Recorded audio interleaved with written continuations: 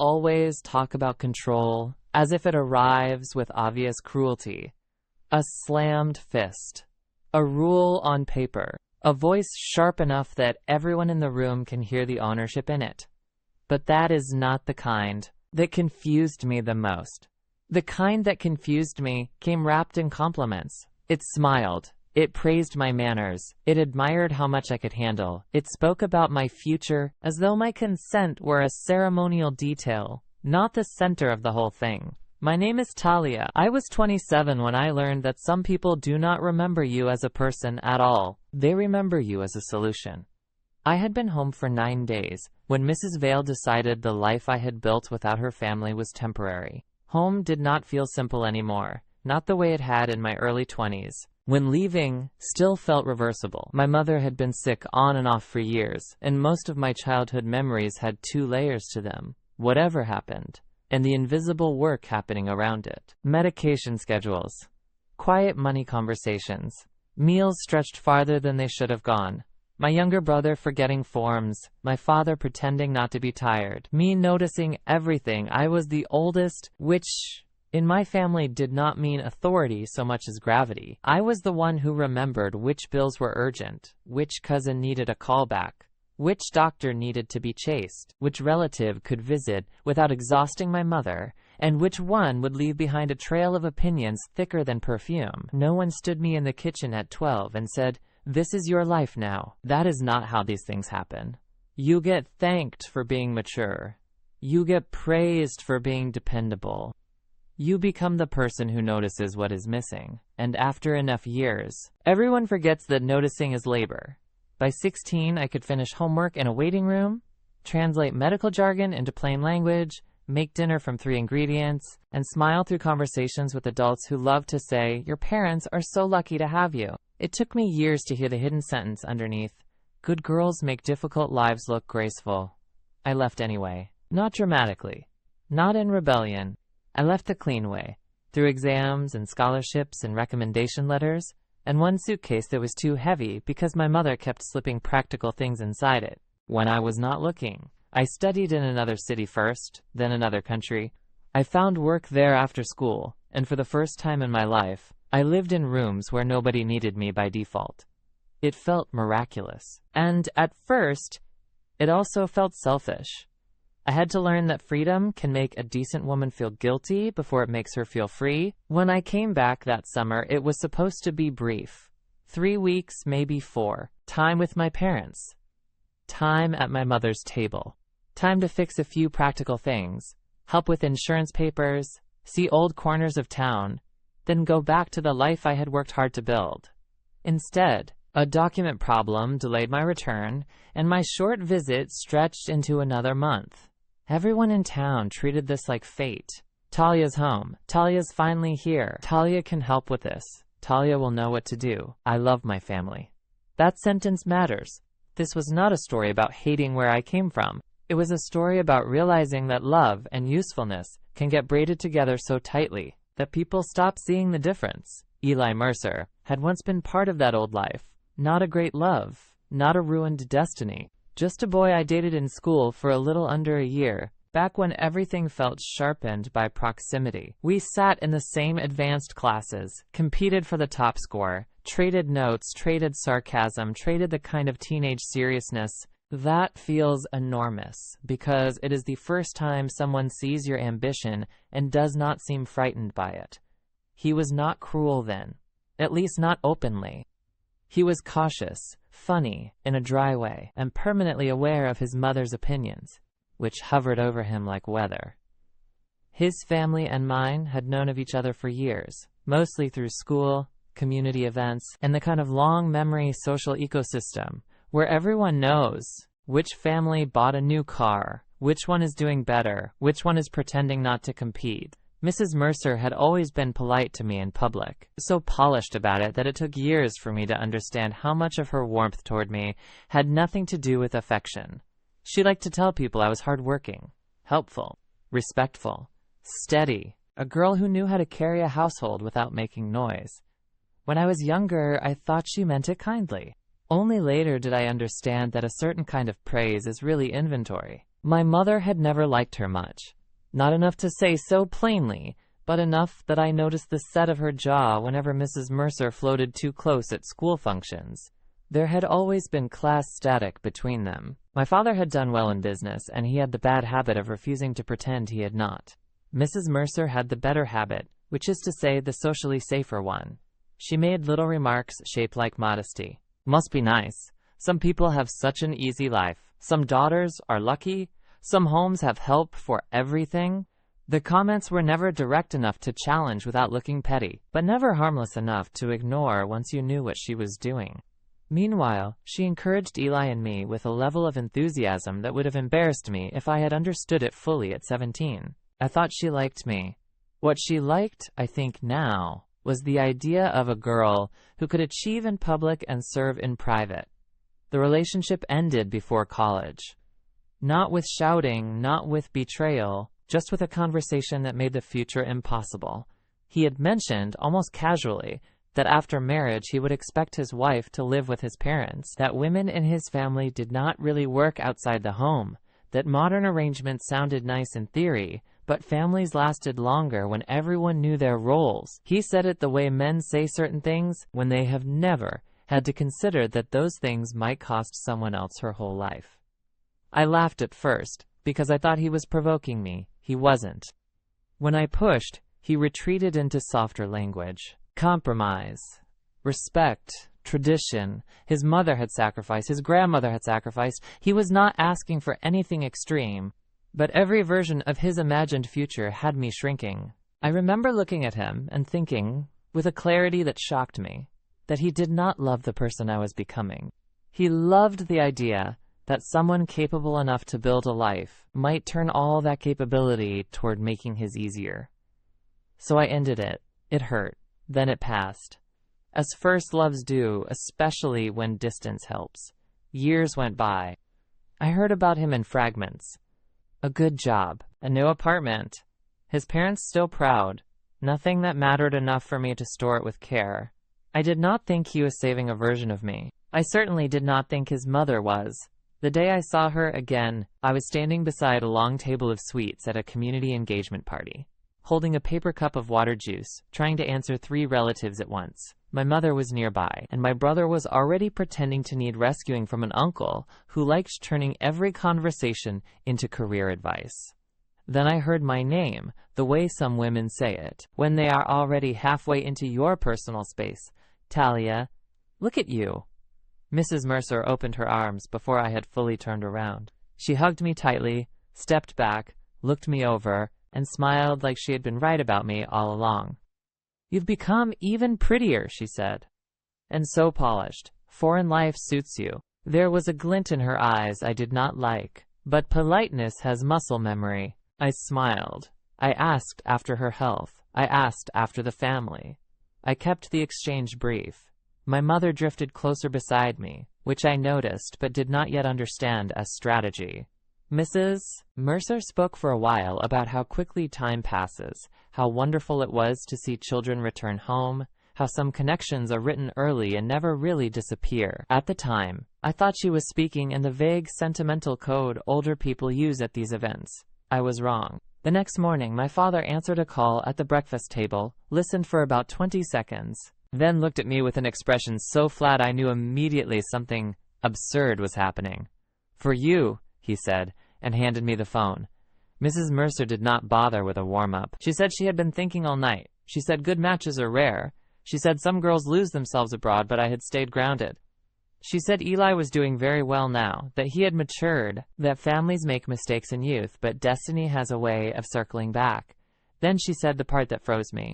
She said she had always known I would make the best wife in their household, because she had seen from the time I was a teenager how well I managed a home, how naturally I cared for others, how gracefully I handled responsibility. Not one word about love, not one word about whether Eli and I even spoke, not one word about the life I had built, the work I did, the city waiting for me, or the fact that the two of us had not been a real story in nearly a decade. She was describing my labor as though it were character, and my character as though it were availability. I stayed polite, at first. I thanked her for thinking of me. I said I did not see Eli that way. I said I was not planning marriage anytime soon. I said I lived abroad and had a full life there. I said I hoped she would understand. There was a pause. Then another voice entered hers, one I remembered from years earlier, sharper now because it was frustrated. She said young women today mistake freedom for wisdom. She said too much education can make a girl reject good fortune. She said I should not be arrogant. She said her son had options, but she was honoring me by asking. She said elders do not appreciate being dismissed. That word landed hardest. Honoring. Because suddenly the whole exchange clarified. She did not think she was crossing a line. She thought she was extending a privilege. And she thought any refusal that was not wrapped in apology was proof that I had forgotten my place. I felt something in me go very still. I have learned that anger is not always hot. Sometimes it is cold enough to let you hear every hidden assumption in a room. I heard her resentment toward my family. I heard her contempt for the life I had chosen. I heard her confidence that if she leaned hard enough on duty, I would fold into gratitude. And I thought, not for the first time, of every adult who had praised me for being useful before asking whether I was tired. So I stopped cushioning the truth. I told her, plainly, that my family would never accept such a match, and neither would I. I told her I would not marry into a household where my whole future had already been outlined without me. I told her I knew exactly how their family lived, and that I had no interest in becoming a daughter-in-law whose value was measured in service, silence, and obedience. I told her not to bring it up again. Then I ended the call. The kitchen went quiet in the particular way kitchens do, when everyone has just heard enough to know a story will spread. My father took a sip of tea like nothing urgent had happened, which was his version of support. My brother stared at me with admiration too honest to hide. My mother looked pained, not angry exactly, wounded by the fact that someone somewhere might be crying because of her daughter. You could have been gentler, she said. Maybe, I said. But gentle had already failed. She did not answer. That was when I knew this would not end with the call. It never does. Not when someone believes access to you was theirs by right. Eli called that afternoon. I almost did not pick up. Then curiosity beat wisdom by an inch. He did not say hello properly. He started with, "What did you say to my mother?" I asked what version he had heard. He said she was devastated. That she had only tried to reconnect families, that I had insulted them, that I was acting superior, that living away had made me forget where I came from. That sentence nearly made me laugh. People love telling women they have forgotten where they came from, when what they really mean is, you came from a place where you were easier to claim. I asked him whether he knew what she had actually said, whether he knew she had listed my household skills like selling points, whether he knew she had spoken of me as though I were a role waiting to be filled, not a person already living. He deflected. He said she was old-fashioned. He said I should have shown respect. He said I embarrassed her. He said she had always thought highly of me. That was the moment I realized he still did not understand the insult. Or maybe he understood it perfectly and just did not consider it one. I told him there was nothing respectful about deciding a woman's future for her and calling it admiration. I told him I had ended our relationship years ago for a reason, and that reason had just called me at breakfast. I told him if he wanted someone grateful for the chance to disappear into his family, he needed to look for a woman who wanted that life, not one he had once known was capable enough to survive it. He got angry then. The controlled kind, which in some ways is worse. He said I always thought I was too good for people. He said I looked down on his family. He said my parents had made me proud. Proud, in his mouth, meant not available. I said if refusing to be drafted into a life I did not choose made me proud, then he was free to call it that. And when he kept pushing, I told him to take his outrage back to the woman who had raised him to mistake control for care. Then I hung up too. For an hour after, I paced the back veranda at my parents' house, watching heat lift from the stone and feeling that ugly aftertaste that comes when you know you were right, but still hate the shape of the conflict. That is another truth nobody advertises. Boundaries do not always feel noble from the inside. Sometimes they feel like nausea. Sometimes they feel like grief. Sometimes they make you wonder whether you could have preserved more peace if you had simply allowed yourself to be misunderstood. The social messages started by evening. Not many, just enough. 2 former classmates I had not spoken to in years. One careful text asking what had happened, which really meant, "I have heard a story and want to compare it to your face." Another less careful message saying people had expected more grace from me. Grace is another dangerous word, like respect, like honor, like family. In the wrong mouths, it means, "Please make this easier for the people pressuring you."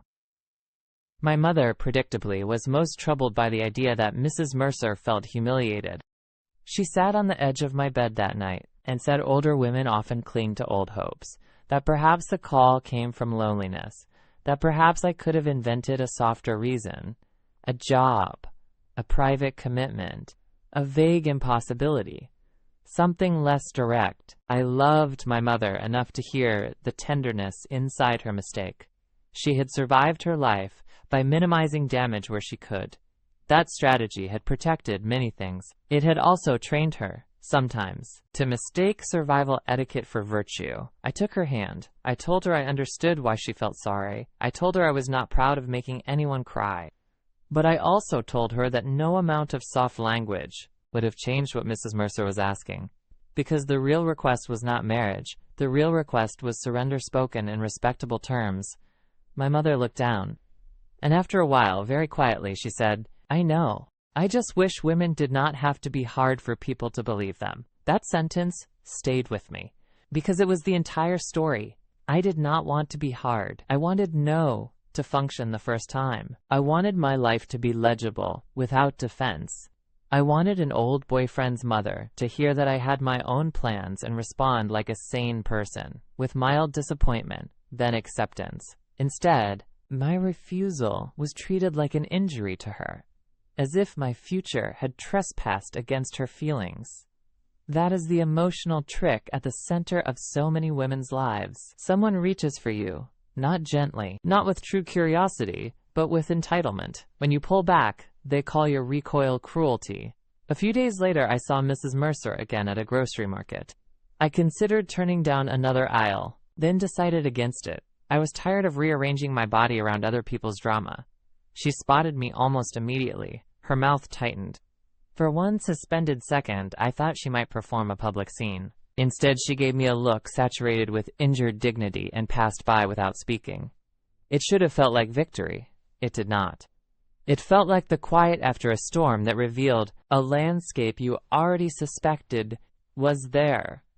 Because the deeper hurt was not her behavior. Not really. It was the realization that she had been watching me for years, and what she had seen was utility. Not my mind, not my ambition, not even the ordinary affection you might claim for someone your family once knew well. She saw a girl who carried too much without complaint, and mistook that for willingness. I think a lot of women know that feeling. The shock of learning that the trait people praise most in you is the one they hope to exploit. Responsibility, patience, calm, generosity, the ability to absorb strain without spectacle. Those qualities can build a beautiful life. They can also attract people who hear them as opportunity. By the end of that extra month, I had mostly stopped caring what the outer circle thought. Gossip needs oxygen, and I was not interested in supplying it. The people closest to me knew enough. My father never asked me to apologize. My brother turned the whole thing into family shorthand, which annoyed my mother and delighted me. And my mother, slowly, arrived where I already was, not because she stopped being soft, but because she finally let herself name the insult. The night before I left, she helped me fold clothes into my suitcase and said, "For what it's worth, I would not have wanted your life there." It was not dramatic. She did not make a speech. She did not retract every earlier argument. She simply said the truest thing available, and in our family, that counted. At the airport the next day, I felt lighter than I had when I arrived. Not because the town had changed. Not because women like Mrs. Mercer disappear. Not because every old script loses its power the first time you resist it. I felt lighter because I finally understood something. I wish I had learned younger. Not every compliment is a gift. Some are measurements, some are predictions, some are cages spoken softly. And sometimes the kindest thing you can do for your own future is refuse to smile while someone describes the shape of your obedience. If I ever think about Eli now, which is rare, I do not wonder what might have happened if I had been nicer, softer, more strategic, more forgiving of the pressure.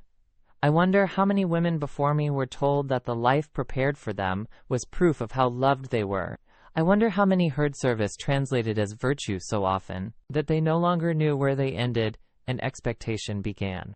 And I think of that phone call, of the bright kitchen, of my father handing me the receiver like a challenge, of my mother's worried eyes, of my own pulse settling into something clean. There are moments when adulthood arrives less like freedom and more like authorship. The first time you realize other people have already written a role for you. The first time you read it clearly. The first time you hand it back. No thank you, you say. Not my part. Thank you for watching. If this story pulled you in, do me one favor.